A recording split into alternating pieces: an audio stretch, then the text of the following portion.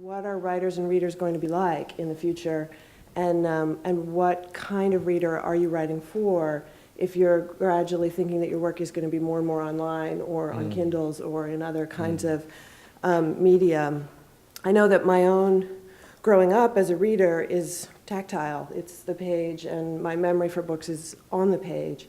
But my students, that's not the case.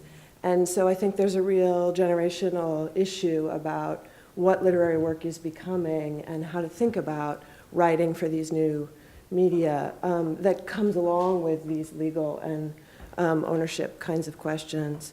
And I'm happy to say more about that if there's... Well, I'm just curious, and it seems great that you're going first, despite your... and you can go last as well. Okay. We can come back around. But I think it's very interesting when you talk about writing for new media and for new forms and even new readers. So do you have, for instance, something you're working on right now that might be different than it would have been if you were starting it 5 or 10 years ago, that you're trying to be cognizant of that? Sure. What is that like? I could give a few different examples. I wrote a piece for The New Yorker a couple of years ago that was about this art connoisseur, Bernard Berenson. The online version of the piece had a wonderful kind of graphic where you could see two paintings. One was a forgery and the other was a real painting.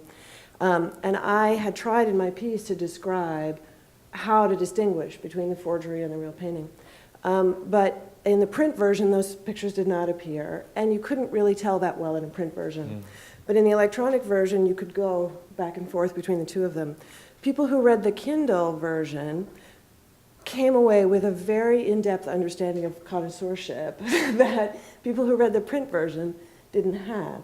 And I never expected to be an advocate for Kindle reading of my pieces, but because of your commitment to the physically printed page. Yes, exactly, because Right. I love the page.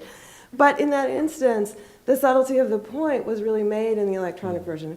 And I've been keeping a notebook online about paintings, and I've been finding that I go to museums and I take detailed photographs with my iPhone. I used to hate people who went to museums and took pictures with their iPhone. But now you are one. One of them, sadly.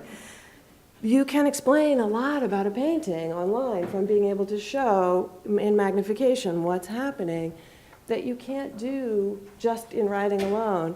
And so I find that I'm writing these kind of hybrid pieces which are much more dependent on illustration. Yes. And I think the visual is entering the literary in a really profound way for all of us. Yes.